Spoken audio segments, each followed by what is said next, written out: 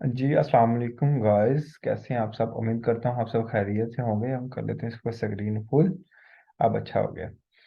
तो आज जो हम टॉपिक को डिस्कस करने जा रहे हैं उसका नेम है एनाटॉमी ऑफ एंड्रॉयड एप्लीकेशन।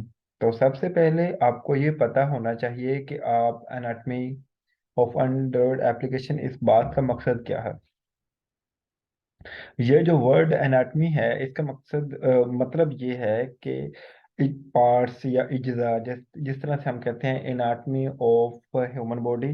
तो वो क्या इसका मकसद ये है कि वो कौन से इज्जा हैं जिनसे मिलकर ह्यूमन बॉडी बनी है। हम मजीद इसको क्या कर लेते हैं, गूगल कर लेते हैं ताकि आपको क्लियर हो जाए वर्ड एनाटमी का मीन क्या है।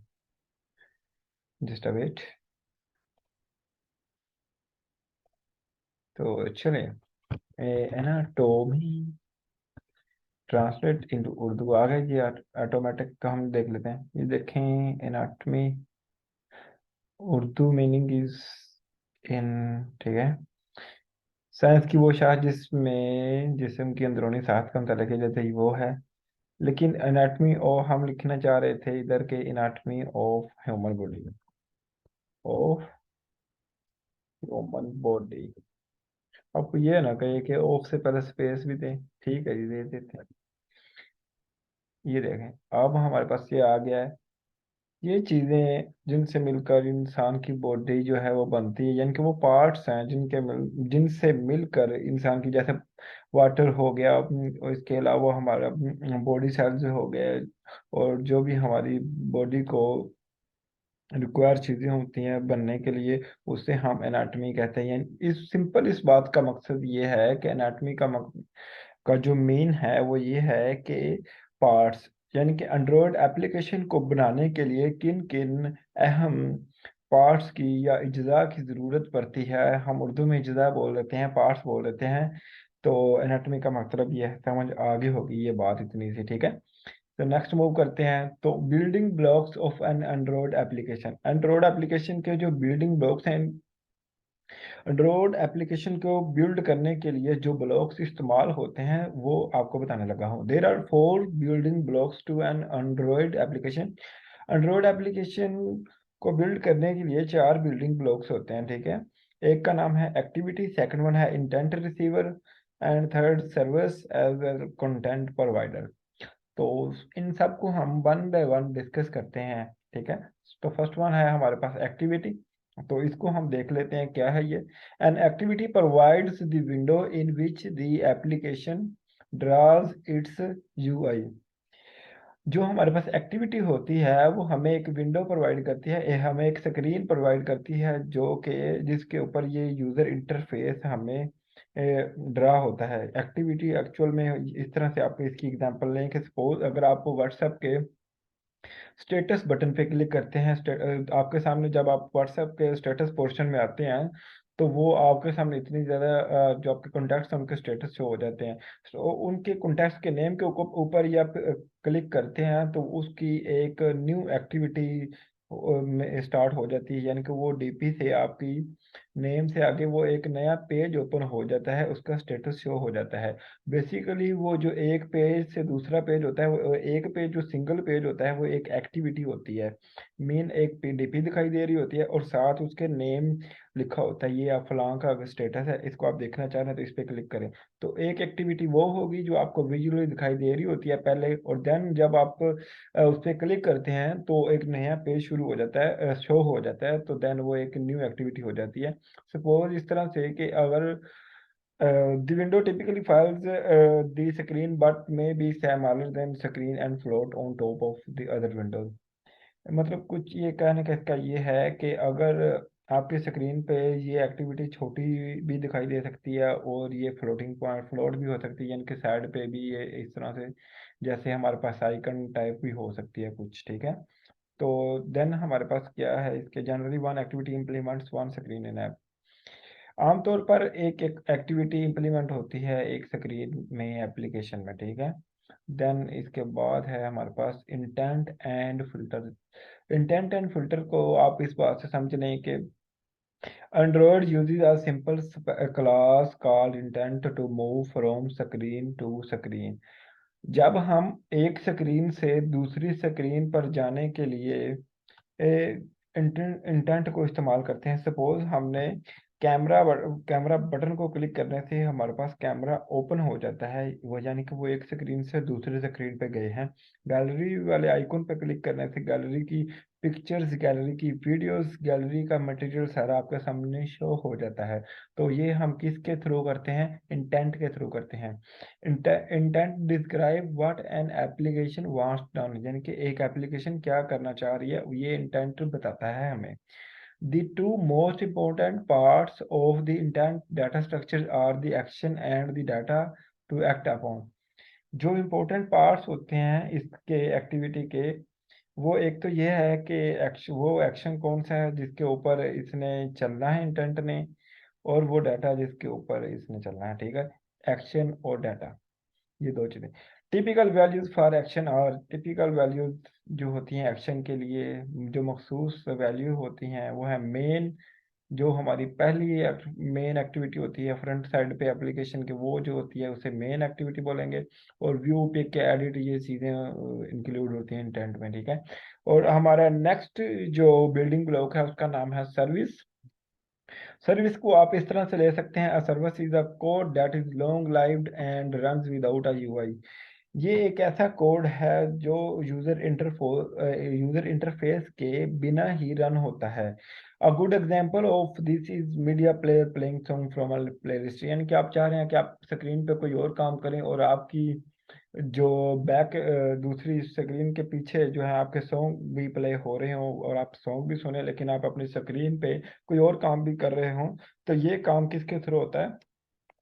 ये हम करते हैं सर्विस के थ्रू। ओके जी। In a media player application, there would probably be one or more activities। जो मीडिया सर्विसेज में एक से ज़्यादा एक्टिविटीज एक ही वक्त में काम कर सकती हैं, एंड स्टार्टिंग दैम। ठीक है, या पढ़ लेना। और कंटेंट प्रोवाइडर्स, ये हमारी नेक्स्ट बिल्डिंग ब्लॉक है। ओके, तो सबसे पहले तो आपको मैं ये बताता हूँ कि कंटेंट प्रोवाइडर किसे कहते हैं। जैसा कि हमें ये अल्फाज से ही पता चल रहा है कि ये एक वो एक चीज है जो प्रोवाइड करती है कंटेंट को। ओके, प्रोवाइडर का मतलब होता है प्रोवाइड करने वाला, और कंटेंट का मतलब कंटेंट। हमारी जो एप्लीकेशन है वो बेसिकली एक डिज़ाइन होती हैं, ना कि उसमें सारा वो डाटा वगैरह पड़ा होता है, कंटेंट पड़ा होता है। तो वो जो डिज़ाइन आता है वो हम किसी भी एसक्यूएल डेटाबेस से ले सकते हैं, या फिर किसी क्लास से ले सकते हैं, या फिर किसी भी कंटेंट प्रोवाइडर से ले सकते हैं। इसकी एग्जांपल कुछ यूँ है कि हमारे पास जो फेसबुक है, फेसबुक जो है वो हमारे पास एक डिज़ाइन है, और उसके अंदर जो हमारा मटेरियल आता है, वीडियोस आती हैं, पिक्चर्स आती हैं, वो हम डिफरेंट रिसोर्सेज से अपना ले रहे होते हैं और उन्हें अपना फेसबुक में शो करवा रहे होते हैं। कंटेंट प्रोवाइडर भी इसी तरह से ही है। इसका मकसद यही है कि application can store their data in files. Application अपना डाटा फाइल में स्टोर कर सकते हैं, as SQL database preferences or any other mechanism that make sense। यानी कि वो किसी और, ये एप्लीकेशन जो डिज़ाइन होती हैं जस्ट एक फ्रेमवर्क होती हैं, इनका जो डाटा होता है वो किस दूसरे रिसोर्सेज से हम लेते हैं। आगे भी इस तरह से कुछ लिखा हुआ है तो आप पढ़ लीजिएगा, इसको मज़ीद एक्सप्लेन किया गया। आप वर्ड को ही जान लें तो आपको सारी समझ आ जाएगी। और देन हमारे पास आगे ये है, जब हम अपना एंड्रॉयड स्टूडियो ओपन करते हैं तो हमारे पास कुछ स्क्रीन इस तरह से ओपन होती है। ये वाली जो लेफ्ट साइड पे मैंने दिखाई गई है स्क्रीन पे, मैनिफेस्ट, जावा, रेस, और इसके अंदर मिप मैप, वैल्यूज, ग्रेडल स्क्रिप्ट्स, इसके बारे में डिस्क्राइब किया गया है कि ये चीज़ें क्या होती हैं, इसमें क्या होता है। तो सबसे पहले ये एंड्रॉयड मैनिफेस्ट एक्सएमएल फाइल को मैंने हाईलाइट किया, और इसको मैंने बताया है कि ये क्या करती है, describes the fundamental characteristics of the application and defines each of its component. ये जो एप्लीकेशन की फंडामेंटल कैरेक्टरिस्टिक्स होती हैं इनको डिफाइन करते हैं, डिस्क्राइब करते हैं, and each component of application जो है वो इसका इसमें मैनिफेस्ट फाइल में हम डिस्क्राइब करते हैं। मैनिफेस्ट फाइल में हम परमिशन देते हैं, या फिर ये बताते हैं कि क्या क्या होना चाहिए इस हमारी एप्लीकेशन में इंक्लूड, सारा कुछ ये जो है ना फंडामेंटल करेक्टरिस्टिक्स जो है वो हम इस फाइल में डिस्क्राइब करते हैं। और दूसरा पॉइंट भी इसी मैनिफेस्ट फाइल का ही है, class definition for the activity created. उस क्लास को डिफाइन करती है एग्जाम मैनिफेस्ट फाइल जिसमें ये एक्टिविटी क्रिएट की गई होती है, विच लोड्स द लेआउट फाइल, जो लेआउट फाइल को लोड करती है। और नेक्स्ट हमारे पास है रेस फोल्डर। रेस का बताया गया है ड्राइबल होता है बीच में एक। रेस को जब आप क्लिक करेंगे तो आपके पास से ये एक ड्राइबल फोल्डर ओपन होगा।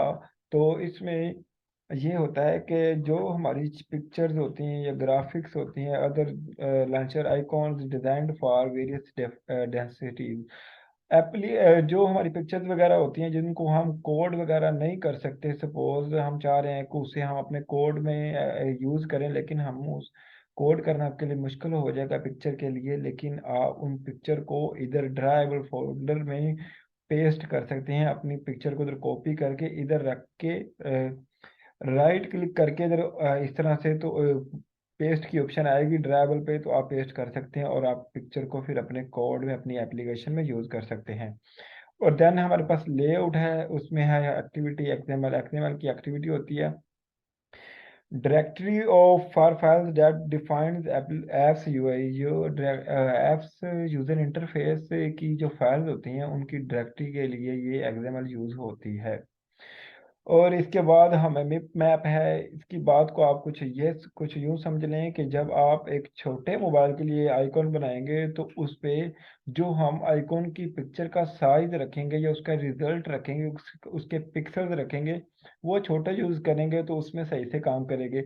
और जब हम बड़े मोबाइल के लिए या बड़ी एलसीडी के लिए वही एप्लीकेशन रन करेंगे उसमें, यानी कि एप्लीकेशन, और या फिर अपने एंड्रॉयड टीवीज वगैरह में या एलसीडी वगैरह में वही एप्लीकेशन को रन करेंगे, तो उसके लिए वो जो आइकन हमने बनाया होगा वो उसके पिक्सल फट जाएंगे। तो उसके लिए क्या करते हैं हम, ये मिपो मैप का कॉन्सेप्ट यूज करते हैं और अपनी जो आइकॉन के 5 पिक्चर्स को यूज करते हैं, जो उनकी pixels according to devices adjust करता है। जिस तरह से एक पिक्चर का नाम दिया गया है, एक पिक्चर की टाइप होती है HDPI और दूसरे की MDPI, third one XHDPI, double x H D P I, और ये ट्रिपल एक्स HDPI है। ठीक है जी, ये इनकी टाइप्स हैं जिस हिसाब से अगर आपने छोटे मोबाइल में एप्लीकेशन को रन करना है तो उस उसका साइज आइकॉन का HDPI हो। अगर उससे बड़ी अपनी डिवाइस में रन करना है तो उसमें आइकॉन का साइज सेकंड वाला चूज हो।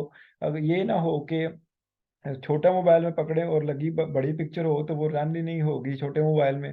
इस मकसद के लिए उन्होंने मिप मैप का कॉन्सेप्ट यूज किया है और 5 इस तरह की पिक्चर्स ऐड करते हैं आइकॉन को दिखाने के लिए, ताकि हमारी जो डिवाइसेस हैं उनमें ये हमारा आइकॉन अच्छे से पिक्सल्स वगैरह एडजस्ट हो जाएं।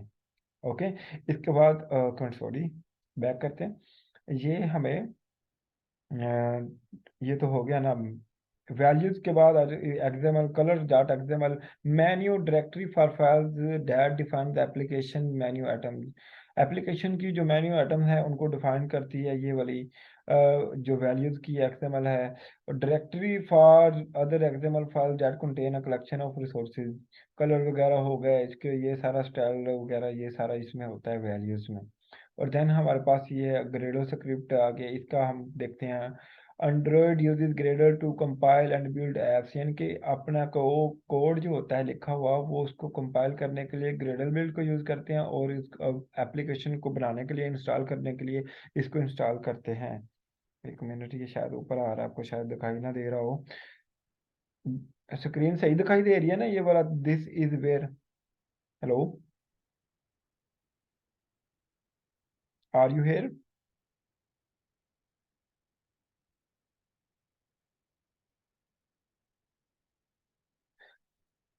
आपको मेरी आवाज आ हाँ रही है? जी जी आ रही है। जी, अब ये नीचे ब्लैक पट्टी तो नहीं दिखाई दे रही जहाँ पे, हाँ अब नीचे दिस इज वेयर हुई, ब्लैक पट्टी तो नहीं दिखाई दे रही थी?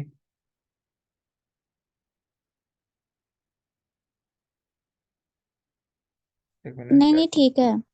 गुड हो गया, गुड गुड गुड गुड। ठीक हो गया जी। तो this is where we have default configuration setting like compiled SDK version, mini SDK version और टारगेट एसडीके, यानी कि एसडीके लेवल जो होता है वो हम ग्रेडल बिल्ड में हमारी एक तो एप्लीकेशन इंस्टॉल होती है, और सेकंड वन थिंग जो हमारी कोड होता है उसको कंपाइल ये वाली फाइल करते हैं ग्रेडल स्क्रिप्ट से। और नेक्स्ट वन हमारे पास है app manifest. Every app must have Android manifest XML file in the root directory.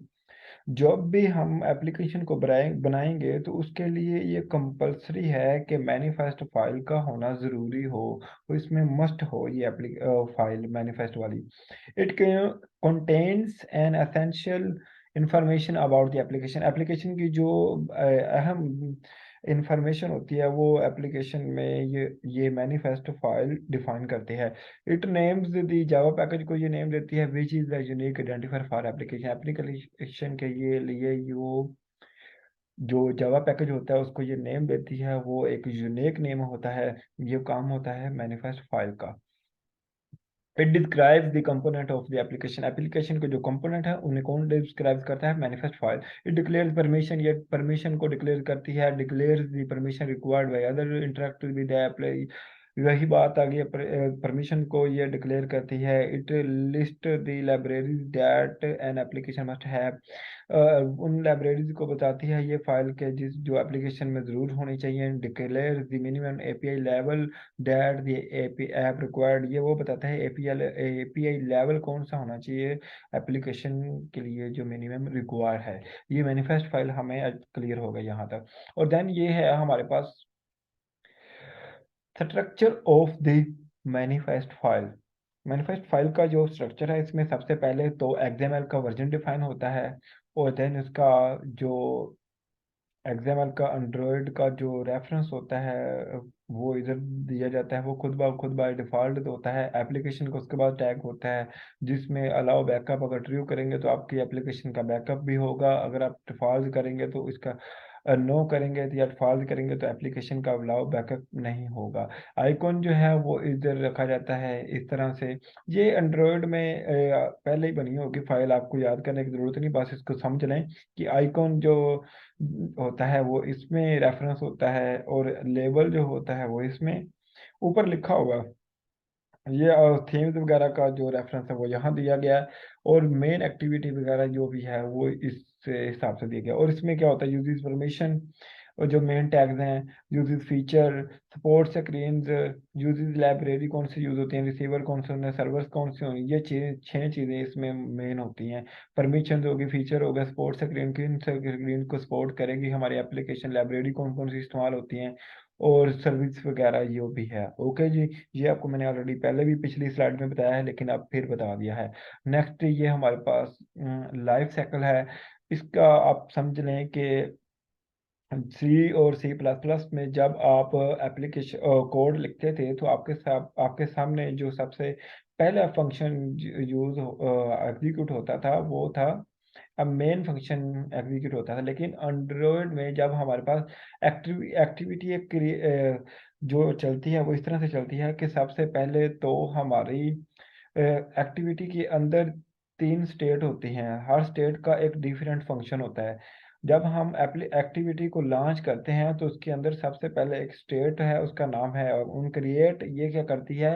ये क्रिएट कर देती है, इसका फंक्शन होता है क्रिएट कर देना एक्टिविटी को। और देन इसका फंक्शन ये होता है कि स्टार्ट कर देना, ऑन स्टार्ट, ये भी एक स्टेट है।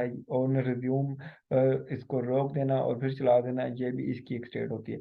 जब हमारी एप्लीकेशन एक्चुअल में रन हो जाती है तो उससे पहले ये तीन स्टेट्स जो होती है ना, on create, on resume, on start, ये तीन वाली जो है ये ऑलरेडी जो है चल चुकी होती हैं। और जब हमारी एक्टिविटी चल रही हो तो उसे रोकना हो तो on pass function, on pass function या ऑन पास स्टेट वर्कआउट करती है। और जब हम एप्लीकेशन को स्टॉप करना चाहते हैं तो ये हमारा ऑन स्टेट अपना स्टेट जो फंक्शन है ये वाला स्टेट इसकी काम करेगी। और देन अगर हम इसको ऑन दोबारा से एक्टिविटी को स्टार्ट करना चाहते हैं तो ऑन रीस्टार्ट वाला जो फंक्शन है कॉल आउट होगा और दोबारा फिर हमारी एक्टिविटी ऑन स्टार्ट स्टेट से स्टार्ट होगी और अगेन वही प्रोसीजर स्टार्ट हो जाएगा। अगर हम अपनी एप्लीकेशन को किल आउट कर देंगे तो फिर हमारी एप्लीकेशन दोबारा से ऑन क्रिएट से ही स्टार्ट होगी। और इसके अलावा अगर हम अपने एप्लीकेशन को डिस्ट्रॉय कर देना चाहते हैं, ख़त्म कर देना चाहते हैं, तो वो फिर एक्टिविटी ऑन डिस्ट्रॉय फंक्शन को यूज़ करेगी और हमारी एप्लीकेशन क्या हो जाएगी, एक्टिविटी शूट डाउन हो जाएगी, एक्टिविटी ख़त्म हो जाएगी। तो ये था हमारा लाइफ साइकिल एक्टिविटी का। ये आप थोड़ा सा इस पिक्चर को अपने माइंड में रख लीजिएगा, प्रैक्टिस कीजिएगा, एग्जाम में आप बना सकते हैं और इसके बारे में अच्छा खासा डिस्क्राइब भी कर सकते हैं अपने वर्ड्स में। देन हमारे पास ये फायरिंग इंटेंट्स है, यानी कि इंटेंट्स को हम किस तरह से कॉल आउट कर सकते हैं। ये उसका सिंटैक्स है। इंटेंट नाम की एक क्लास बनाएंगे और न्यू, और ये एक इंटेंट, और उसके बाद ये कुछ उसकी वेरिएबल्स हैं जो डिक्लेयर वगैरह करते हैं, कॉन्टेक्स्ट लिखते हैं। उसके बाद destination activity name dot class, और फिर इंटेंट डॉट टेक्स्ट ये फंक्शन है, उस पर की वैल्यूज हैं, और स्टार्ट एक्टिविटी ये कोड में हम लिखेंगे। तो ये यानी कि उसका एक इंटेंट को कॉल आउट करने का तरीका बताया गया है।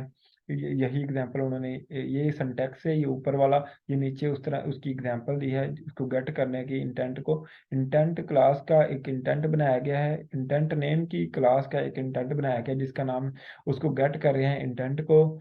और string S T R intent dot gate string, यानी कि स्ट्रिंग को गेट करने के लिए इंटेंट इस्तेमाल किया गया है। तो गैस ये हमारी लास्ट स्लाइड थी। तो thank you so much for watching this video. Like like my video and comment this video and also subscribe my channel. Thank you so much. तो अब हम स्टॉप कर रहे हैं।